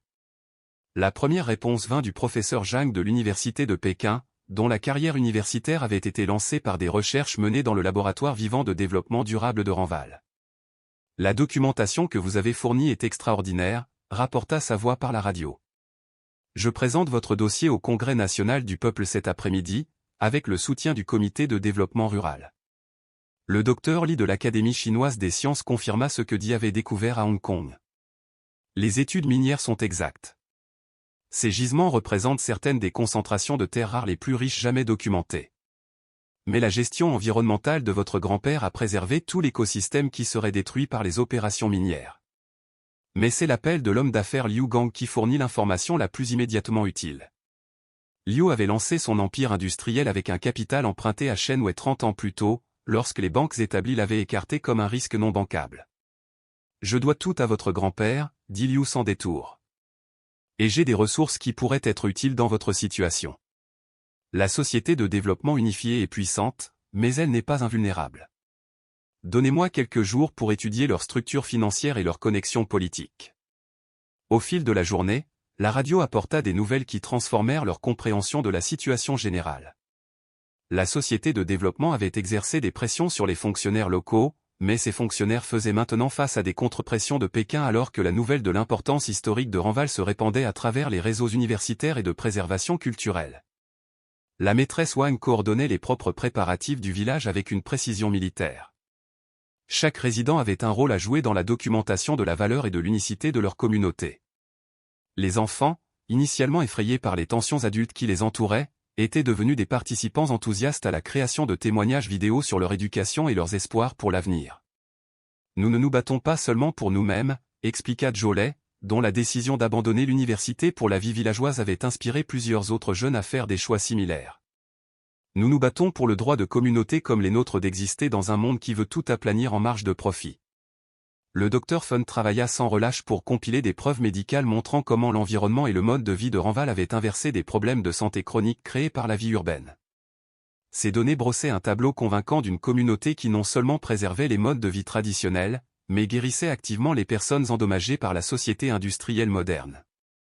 Maître Chen et ses apprentis créèrent des dessins architecturaux détaillés, montrant comment les techniques de construction traditionnelles pouvaient être adaptées aux besoins modernes sans sacrifier leur harmonie environnementale.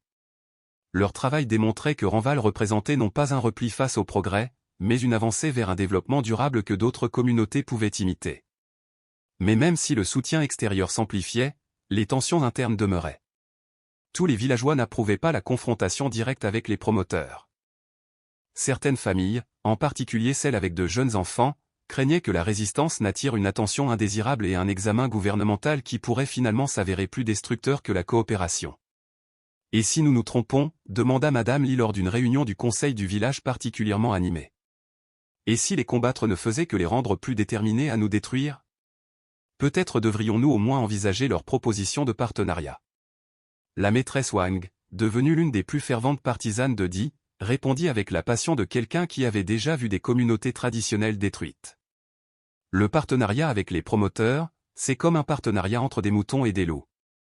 Ils ne préserveront qu'assez de notre apparence pour attirer les touristes tout en éliminant tout ce qui a fait de nous ce que nous sommes.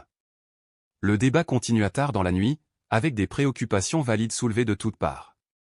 Di se retrouva dans la position de prendre des décisions qui affecteraient non seulement son propre avenir, mais aussi l'avenir de dizaines de familles qui avaient fait confiance au jugement de son grand-père en le choisissant comme héritier.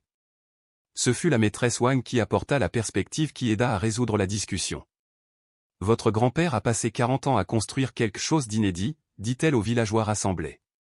Non seulement une communauté prospère, mais une démonstration qu'une autre façon de vivre est possible. Si nous abandonnons cette vision maintenant, nous trahissons non seulement son héritage, mais l'avenir de nos propres enfants. » Le lendemain matin, une visiteuse changea tout. Une jeune femme en tenue de randonnée apparut à l'entrée du village, se présentant comme une journaliste indépendante recherchant des communautés traditionnelles dans des régions montagneuses isolées. Mehdi reconnut quelque chose de familier dans ses manières, et lorsqu'elle se présenta comme Liemei, il réalisa qu'elle était la fille de son oncle, sa cousine, qu'il n'avait pas vue depuis l'enfance. L'oncle Ming m'a envoyé négocier, admit-elle après avoir été confrontée à sa véritable identité. Mais pas pour les raisons que vous pourriez penser. La famille est en crise à cause de cette situation. Certains d'entre nous ont appris les véritables intentions de l'arrière-grand-père, et nous sommes horrifiés par ce que papa a fait. Sa révélation ouvrit une autre dimension au conflit. Les propres enfants de l'oncle Ming avaient découvert le rôle de leur père dans l'aliénation de Shen Wei de la famille et se rebellaient contre son projet d'exploiter l'héritage à des fins personnelles. Mon frère Wei et ma sœur Jun préparent des documents juridiques pour bloquer l'implication de papa avec la société de développement, continua Liemei. Nous voulons vous aider à préserver ce que l'arrière-grand-père a bâti, pas le détruire. Mais même ce soutien familial s'accompagnait de complications. La présence de Liemei dans le village avait été remarquée par la surveillance corporative, et en quelques heures, la directrice Zhang arriva avec une délégation plus nombreuse et une approche beaucoup plus agressive. Monsieur Di, dit-elle avec une froide formalité, toute prétention de coopération amicale abandonnée. Vous interférez avec un développement commercial légitime qui profitera à toute cette région. Votre résistance continue devient un obstacle que nous sommes prêts à aborder par tous les canaux juridiques et politiques disponibles. La menace était indubitable. La société de développement unifiée n'était plus intéressée par un partenariat. Ils voulaient la terre, et ils étaient prêts à user de toutes les pressions nécessaires pour l'obtenir. Ce soir-là, alors que Di était assis dans le bureau de son grand-père, passant en revue les documents qui avaient tant révélé sur l'histoire cachée de sa famille, il réalisa que le moment de la décision finale était arrivé. Toute la préparation, tout le réseau, toute la documentation et les manœuvres politiques avaient conduit à ce point. Il pouvait encore choisir le compromis, accepter un partenariat de développement qui rendrait tout le monde riche tout en transformant progressivement Renval en quelque chose qui en préserverait l'apparence mais en perdrait l'âme. Ses frères et sœurs seraient satisfaits. Son oncle serait vaincu mais pas détruit, et il éviterait le genre de confrontation qui pourrait avoir des conséquences imprévisibles. Ou il pouvait choisir le chemin que son grand-père avait emprunté pendant 4 décennies, le chemin difficile de protéger quelque chose de précieux quel qu'en soit le coût personnel. La radio crépitait un dernier message du sous-ministre Chen, le gouvernement est prêt à vous soutenir, mais seulement si vous démontrez que Renval mérite d'être protégé. La réunion de demain déterminera non seulement le destin de votre village, mais aussi si la Chine donnera la priorité à la préservation culturelle ou au développement commercial dans les territoires contestés. Devant sa fenêtre, le village s'installait dans ses rythmes du soir. Des enfants faisaient leurs devoirs sous des lumières solaires tandis que leurs parents s'occupaient des jardins qui avaient nourri des familles pendant des générations. Les bruits de la vie quotidienne continuaient comme ils l'avaient fait pendant des décennies. Mehdi savait que demain pourrait apporter des changements qui altéreraient tout pour toujours. Le seau de pierre reposait sur son bureau, attendant de marquer des décisions qui définiraient non seulement son propre héritage, mais l'avenir de tous ceux qui avaient trouvé refuge et un but dans la vallée que son grand-père avait protégée.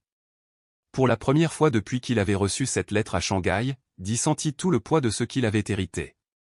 Non seulement la richesse et la responsabilité, mais le pouvoir de choisir entre la préservation et le profit, entre la communauté et le commerce, entre les valeurs qui avaient guidé son grand-père et les pressions qui dominaient le monde moderne. Demain, il découvrirait s'il méritait vraiment la confiance que Shen Wei avait placée en lui. L'acte de propriété ancien tremblait légèrement dans les mains de Di alors que la délégation de la Société de développement unifié se rassemblait à l'entrée du village. Le document, avec ses sceaux impériaux et ses caractères chinois classiques, semblait incroyablement ancien comparé au contrat d'entreprise moderne que la directrice Zhang portait dans sa mallette en cuir. Cet acte établit la propriété privée continue de toute cette vallée, datant de 1847, annonça Di à la foule rassemblée qui comprenait non seulement la délégation de l'entreprise mais aussi des fonctionnaires du gouvernement, des journalistes et sa propre famille divisée. Mon arrière-arrière-grand-père a acheté cette terre pendant la dynastie Qing, ce qui en fait une propriété privée qui n'a jamais été soumise à la collectivisation ou à la redistribution étatique.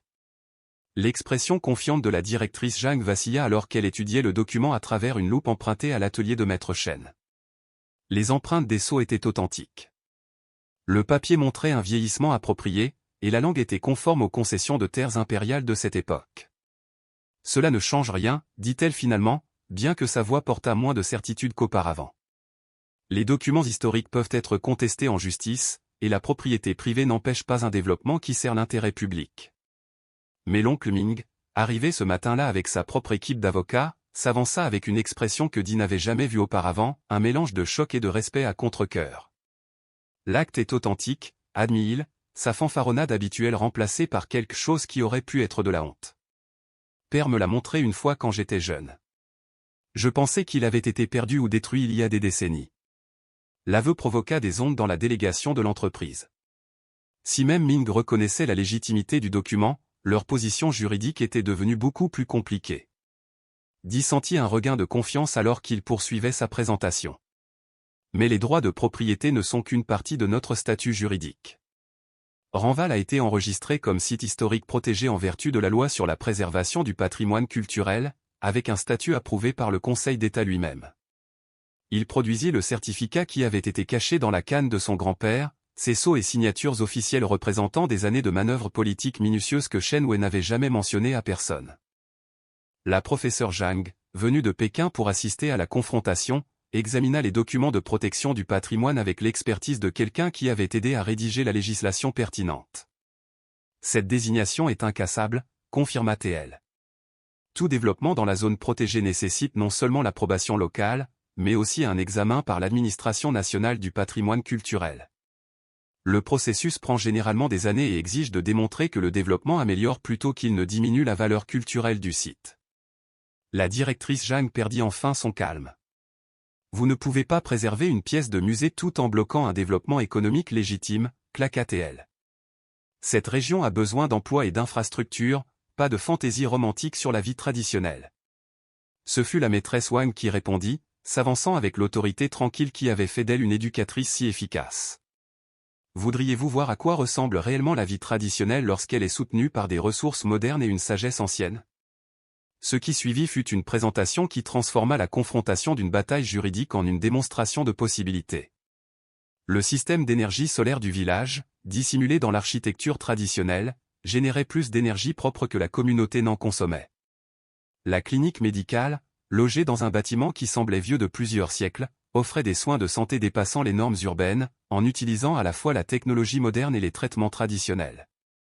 L'école, où les enfants apprenaient à la fois la littérature classique et la programmation informatique, avait obtenu des résultats éducatifs qui feraient l'envie des institutions urbaines prestigieuses.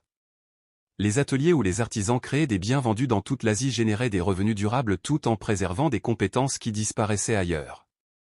Ce n'est pas un musée, conclut la maîtresse Wang.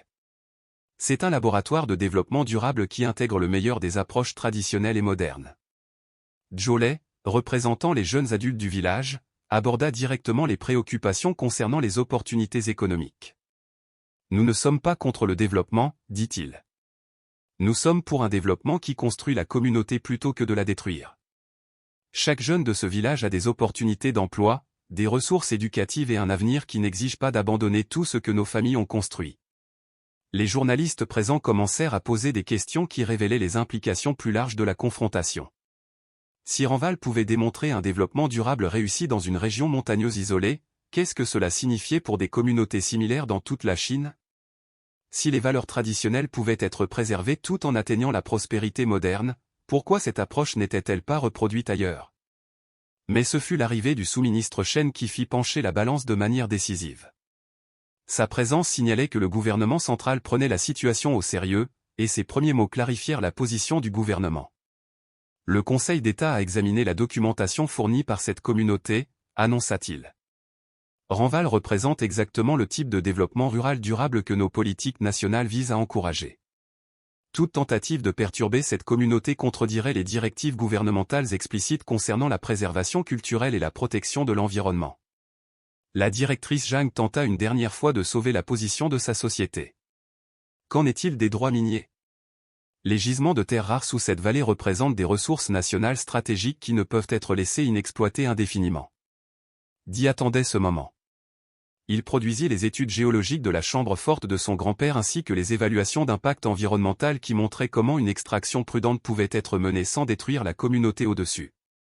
Mon grand-père a identifié ces gisements il y a des décennies, dit-il.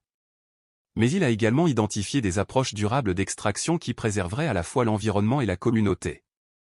Les ressources seront développées, mais selon des principes qui servent les gens qui vivent ici, et non les entreprises qui ne voient que le profit. L'oncle Ming, qui était resté silencieux pendant la majeure partie de la confrontation, s'avança finalement. Ces mots suivants surprirent toutes les personnes présentes, peut-être même lui-même. Je me suis trompé, dit-il simplement. À propos de mon frère, à propos de cet endroit, à propos de ce qui constitue un vrai succès. Shen Wei ne fuyait pas ses responsabilités. Il acceptait une responsabilité que le reste d'entre nous était trop borné pour comprendre.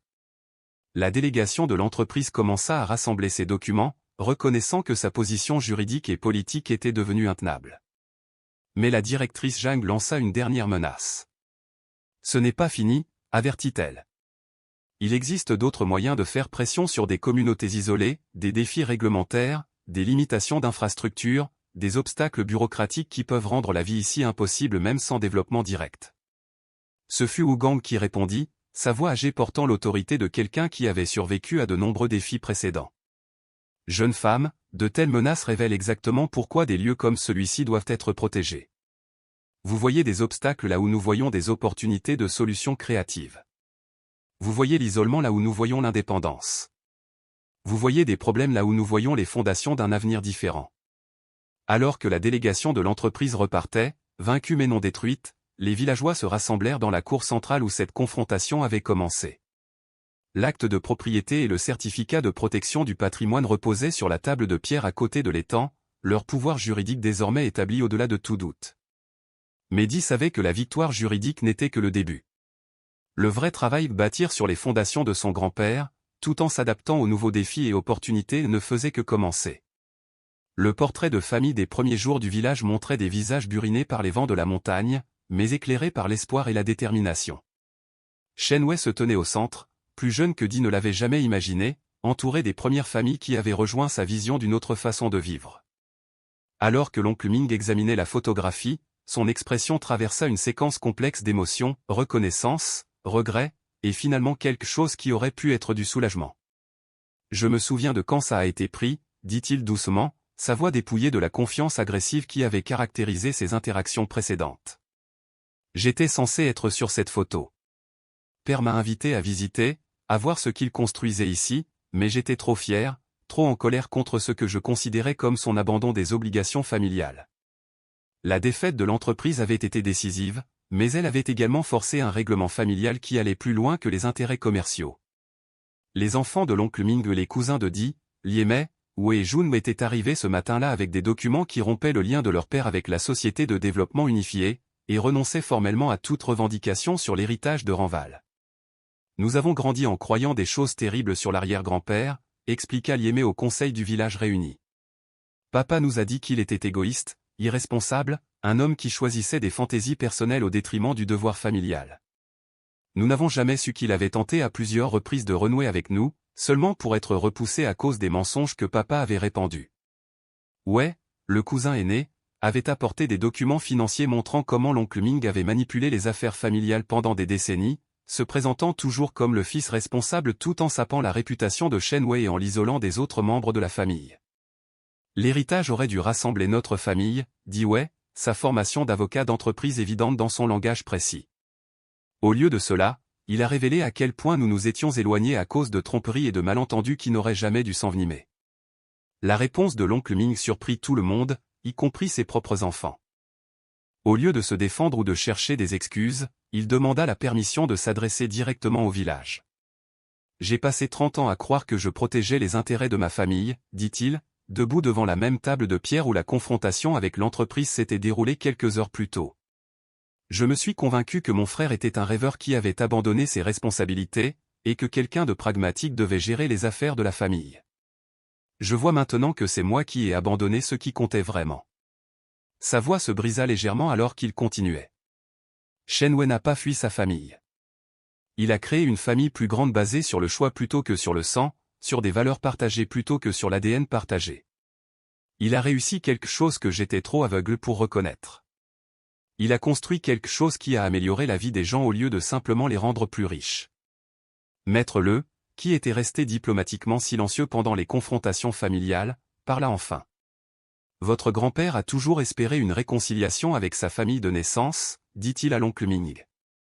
Il a gardé des photographies de vous tous, a suivi vos carrières et vos réalisations, a célébré vos succès même lorsque vous avez rejeté ses tentatives de contact.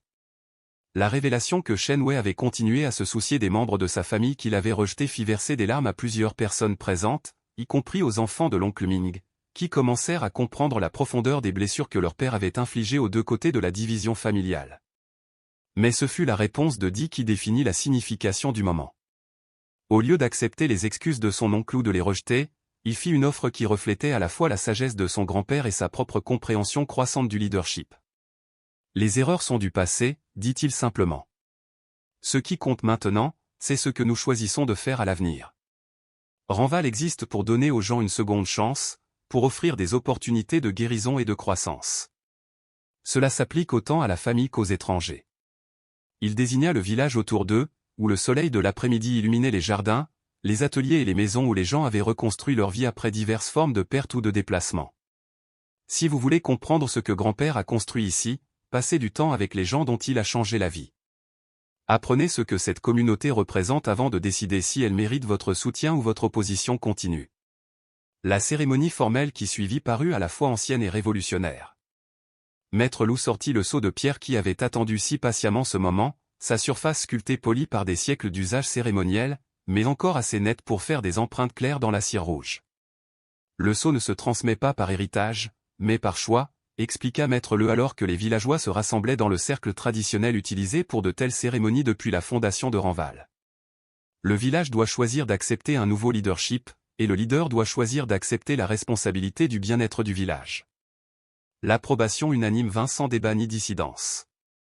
Même ceux qui avaient initialement remis en question les qualifications de Di reconnaissaient maintenant qu'il avait fait ses preuves à travers la crise d'une manière que des années de gestion paisible n'auraient jamais pu tester. Lorsque Di pressa le seau dans la cire rouge chaude pour la première fois, marquant son acceptation du rôle que son grand-père avait envisagé pour lui, il ressentit une connexion qui transcendait les relations individuelles, un lien avec la longue chaîne de personnes qui avaient choisi la préservation plutôt que le profit, la communauté plutôt que la commodité, la sagesse plutôt que le simple succès. La maîtresse Wang, qui avait été son évaluatrice la plus sceptique, s'avança avec un sourire. « Votre grand-père a bien choisi, dit-elle simplement. Non pas parce que vous avez hérité de sa vision, mais parce que vous avez développé votre propre compréhension de pourquoi cette vision importe. » Le docteur Fun ajouta sa propre perspective. Le leadership ici ne consiste pas à avoir toutes les réponses. Il s'agit de poser les bonnes questions et d'écouter la sagesse de la communauté lorsque des solutions émergent. L'oncle Ming, qui avait observé la cérémonie avec l'attention de quelqu'un essayant de comprendre des principes qui lui avaient été étrangers jusqu'alors, s'approcha ensuite de Di avec une demande qui surprit tout le monde. Accepteriez-vous de me permettre de venir ici périodiquement, demanda-t-il avec une humilité inhabituelle. J'ai beaucoup à apprendre de ce que mon frère a réellement accompli, et de ce que j'ai manqué en étant trop fier pour accepter ses invitations. La réponse de Dee reflétait à la fois la prudence et la compassion. Vous êtes le bienvenu ici. La nouvelle charte du village reposait ouverte sur la table en bois sculpté, où tant de décisions cruciales avaient été prises au cours des derniers mois. Ces pages, rédigées en caractères chinois classiques et en écriture simplifiée moderne, établissaient les principes qui guideraient l'avenir de Renval tout en honorant la sagesse qui avait façonné son passé. La signature de Dee, apposée avec l'ancien sceau de pierre, marquait son acceptation formelle de responsabilité qui avait évolué bien au-delà de tout ce qu'il aurait pu imaginer lorsqu'il avait pour la première fois suivi les coordonnées de son grand-père dans ces montagnes. 6 mois s'étaient écoulés depuis la confrontation avec la Société de développement unifiée, et les changements étaient remarquables par leur ampleur et leur subtilité. Renval était physiquement resté en grande partie le même.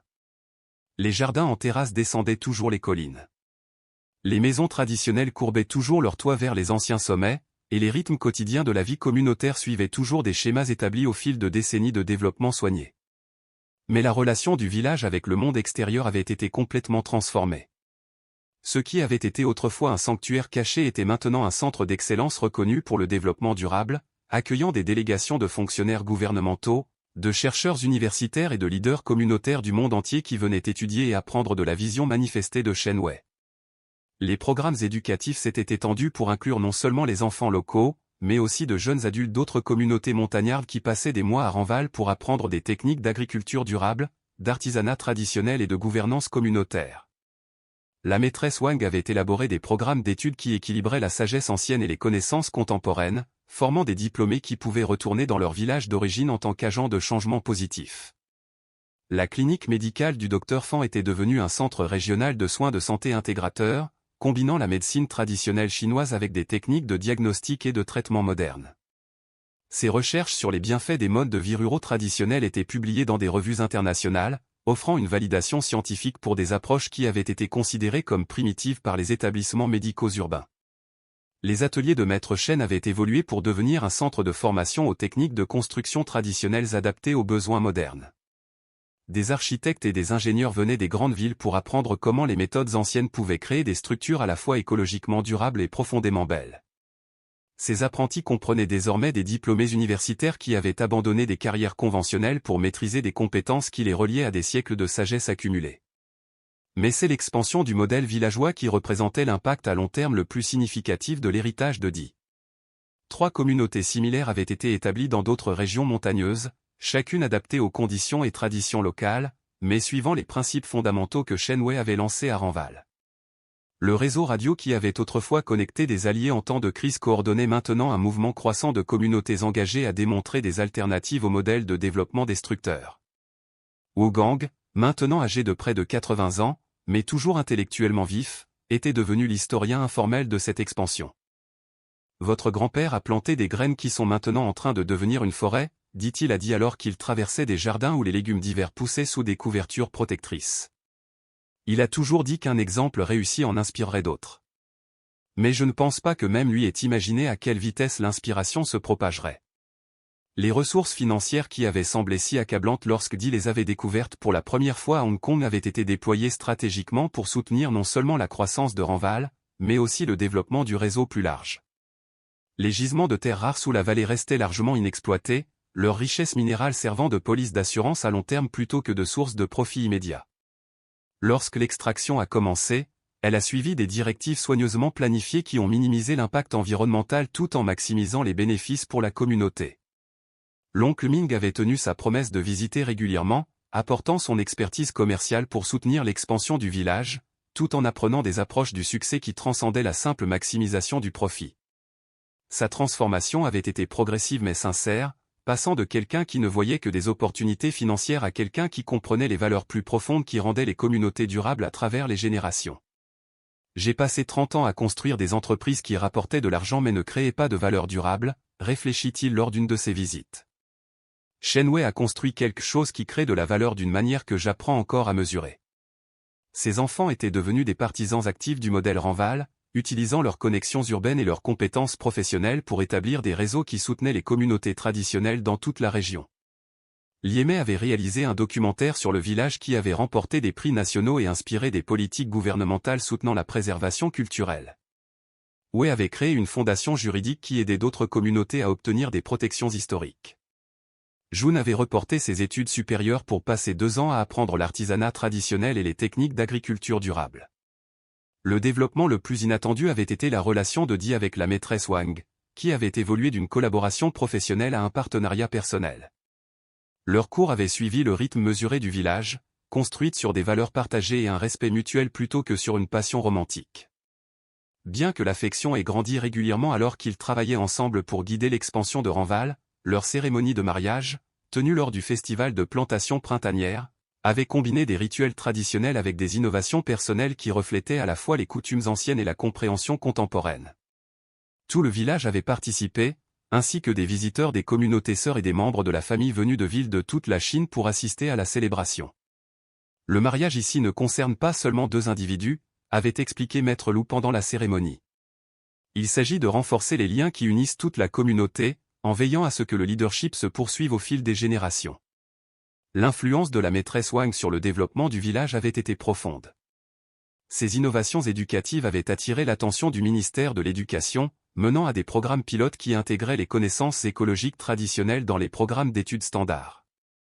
Ces recherches sur l'apprentissage communautaire avaient été adoptées par des écoles en zones urbaines où les élèves avaient perdu le lien avec leurs racines culturelles. Mais c'est son partenariat avec Di qui avait peut-être la plus grande signification à long terme. Ensemble, ils représentaient une nouvelle génération de leadership qui combinait un profond respect de la tradition avec des approches innovantes aux défis contemporains. Leurs décisions étaient prises en collaboration, équilibrant les idées individuelles et la sagesse communautaire de manière à honorer à la fois la vision de Shen Wei et leur propre compréhension évolutive de ce que le développement durable exigeait. Le soleil du matin projetait des ombres familières sur le village alors que Di parcourait les sentiers qu'il avait explorés pour la première fois en tant qu'héritier incertain de quelque chose qu'il ne pouvait comprendre. Maintenant, ces mêmes sentiers lui semblaient être des extensions de lui-même, polis par l'usage quotidien, mais constamment renouvelés par la vie qui s'y écoulait. Au loin, il pouvait voir le dernier groupe de visiteurs être accueillis par Maître Lou, des fonctionnaires municipaux d'une ville côtière qui voulaient apprendre comment les structures de gouvernance traditionnelles pouvaient être adaptées aux défis administratifs modernes. Leurs questions seraient réfléchies et leur intérêt sincère, car la nouvelle s'était répandue que Ranval offrait des solutions pratiques plutôt qu'une idéalisation romantique de la vie rurale. Le seau de pierre reposait à sa place d'honneur dans ce qui avait été autrefois le bureau de son grand-père et était maintenant le centre administratif du village. Sa surface ancienne avait marqué des centaines de décisions au cours des derniers mois, accords avec des agences gouvernementales, partenariats avec des institutions universitaires, extension de programmes éducatifs et médicaux, et les innombrables petits choix qui façonnent la vie quotidienne dans une communauté engagée dans le développement durable. Chaque utilisation du sceau avait appris à Di quelque chose de nouveau sur le leadership, sur le poids des décisions qui affectaient non seulement le moment présent, mais les générations à venir.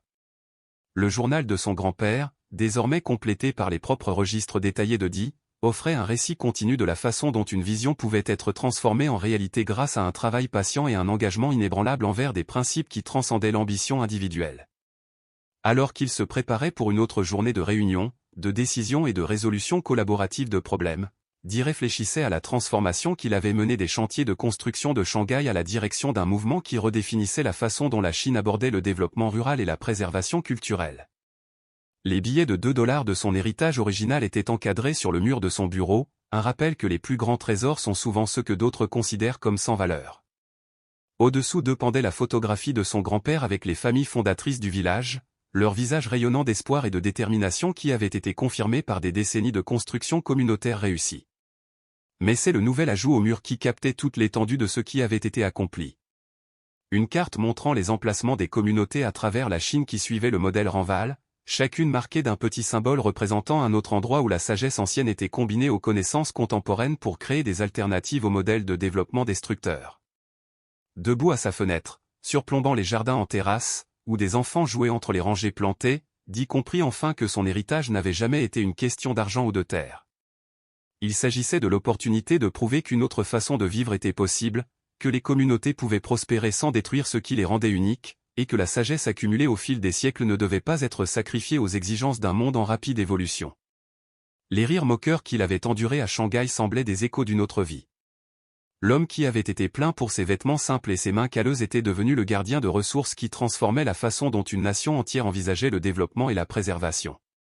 Mais plus important encore, il était devenu partie intégrante de quelque chose de plus grand que le succès ou l'échec individuel, une histoire continue de personnes choisissant de construire plutôt que de simplement consommer, de préserver plutôt que de simplement exploiter, et de démontrer que le plus riche héritage qu'une génération puisse laisser est un monde amélioré par leur présence. Alors que la maîtresse Wang le rejoignait à la fenêtre, leurs mains se touchant doucement alors qu'ils regardaient leur communauté se préparer pour une autre journée d'apprentissage, de croissance et de service en tant qu'exemple de ce que les sociétés et humaines pouvaient devenir lorsqu'elles étaient guidées par la sagesse plutôt que par la simple ambition, Di ressentit la profonde satisfaction de savoir que la confiance de son grand-père avait été justifiée. Les montagnes se tenaient éternelles et protectrices autour de leur vallée cachée. Mais Ranval n'était plus caché. Il était devenu un phare, prouvant que certains trésors sont destinés à être partagés avec le monde plutôt que d'être thésaurisés dans l'isolement. En fin de compte, c'était là le plus grand cadeau de Shen Wei à son petit-fils, non pas la richesse ou la propriété, mais la chance de découvrir que la vie la plus significative est celle passée au service de quelque chose de plus grand que soi.